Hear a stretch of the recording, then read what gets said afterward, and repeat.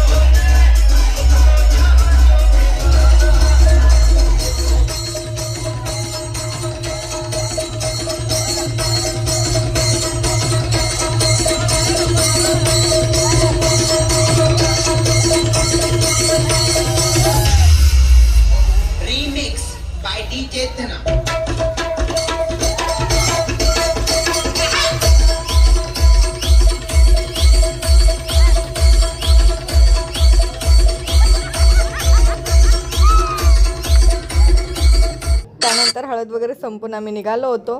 ते हे दादा भेटले, त्यांच्या घरी चहा पाणी घेतला होता आम्ही आणि त्यानंतर म्हटलं चला निघूया. दादांना भेटून खूप छान वाटलं होतं. त्यांची पण औरा गाडी होती.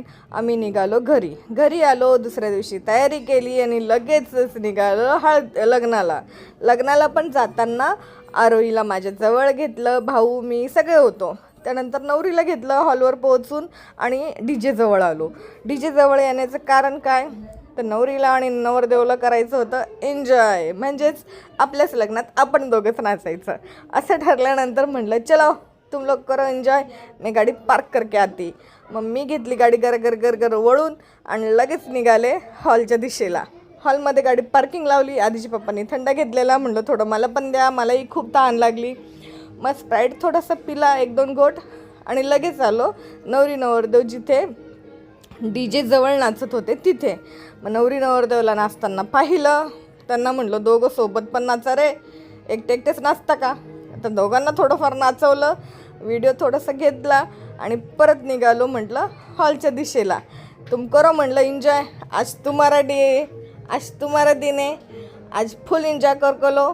कारण की संसार परपंचात लागल्यानंतर माहिती कसे 12 वाजतात. मग त्यानंतर म्हटलं चला आपण निघू हॉलवर आलो. आरेला म्हटलं तू थोडा झोका खेळ आणि मग मला थोडा झोका दे. मग आरेही थोडा झोका खेळली. मग तिला म्हटलं आता बाई तू मला पण झोका देशील ना, कारण की लहानपणी तिला मी झोका देत होते. तिला म्हटलं आता थोड्या वेळाने तू मला पण झोका दे. मग तिने व्हिडिओ घेतला, मोबाईल घेतला. तिला म्हटलं चल जाऊ दे तू शूट कर, मी माझे झोके मी घेते. मग माझे झोके मीच घेतले आणि निघालो हॉलच्या आतमध्ये जायला. कारण की हॉल खूपच मोठा होता आणि सगळ्यात महत्त्वाचं इतका प्रशस्त हॉल होता, एवढा मोठा हॉल होता. कमीत कमी 2,000 ते 3,000 लोक आरामात बसतील इतका मोठा हॉल होता. इथं पण होता, बाहेर पण होता, पलीकडून पण होता. इतका सुंदर हॉल होता की हॉलचं जेवढं कौतुक करावं तेवढं कमी. इथं आमचे सगळे नातेवाईक बसलेले, सासू ननंद सगळ्यांना भेटलो वगैरे. आणि त्यानंतर म्हटलं चला लग्न लागलं आता, नवरदेव नवरी आले. म्हणतात ना लक्ष्मी नारायणाचा जोडा असल्यासारखं इतकं सुंदर लग्न पार पाडलेलं. आणि सगळ्यात महत्त्वाचं तुम्हाला सगळ्यांना आवर्जून सांगावंसं वाटतं की मुलीला वडील नव्हते, आई होत्या त्यांच्या, पण मुलाला दोन्हीही नव्हते. त्याची आई पण नव्हती आणि त्याला वडीलही नव्हते. हा त्याचा मोठा भाऊ होता आणि एक लहान भाऊ होता, म्हणजे 3 भाऊ आहेत. त्यांचं पूर्ण संगोपन जे कोणी केलं ते फक्त त्यांच्या मावशीने, आजी आजोबांनी आणि मामांनी.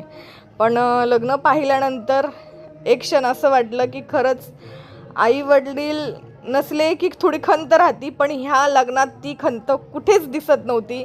की बाबा एवढं थाटामाटामध्ये म्हणजे लग्न पार पाडलेलं होतं त्यांच्या मावशीने की आपण म्हणूच शकत नाही की वनवासी पाणवासी लेकरं आहे. म्हणजे इतकी हौस मौस खूपच छान. म्हणजे मला तर इतका आनंद होत होता लग्नामध्ये की असं अजिबात वाटलं नाही की खंत वाटली नाही.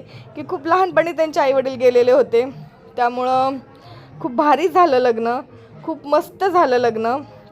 म्हणतो ना आपण की किती काही असलं तरी आईवडिलांची आठवण येतेच मुलांना, तरी ती खंत त्यांच्यासाठी ती खंत त्या मुलांच्या मनात नेहमीच राहणार आहे. त्यानंतर आम्ही जेवणाला आलो. आरोहीचं माझी प्लेट घेतली, जेवण घेतलं आणि जेवणाची ही खूप प्रशस्त सोय होती बरं का. जेवणाची सोय वगैरे खूप छान होती. जेवण वगैरे आम्ही सगळ्यांनी करून घेतलं. त्यानंतर म्हटलं चला सगळं पटपट आवरून आपल्याला पण घरी जायचं होतं, कारण की आम्हाला त्याच दिवशी मुंबईलाही निघायचं होतं. मग जयश्रीला म्हटलं मला पण झोका दे गं. जयश्रीने काही दिला नाही. आरोहीच्या पप्पांना आवाज दिला, त्यांना म्हटलं मला पण झोका द्या. त्यांना म्हटलं तुम्ही पण खेळता का थोडंसं. ते नाही म्हणत होते, पण म्हटलं घ्याच आता खेळून चला. मग ते पण थोडाफार झोका खेळू लागले. मग त्यांच्यानंतर म्हटलं चला तुमचं झोका खेळून झालं असेल तर मुंबईला जायला उशीर होतोय म्हटलं. पाठीमागच मी गाडी पार्क केलेली होती, गाडी काढली, घरी आलो. घरी आल्यानंतर आरोही लागली रडायला. मग तिचे पप्पा तिला सांगत होते बाई थोडेच दिवस राहिले, पेपर एक्झाम झाले की मम्मी घ्यायला येईन, तू काही रडू नको. मग तिला म्हटलं बाई व्यवस्थित एक्झाम दे, एक्झाम संपले की मी तुला घ्यायला येईल. मग तुम्हालाही व्हिडिओ कसा वाटला नक्की सांगा. उद्याचा व्हिडिओ बघायला विसरू नका. Tata bye.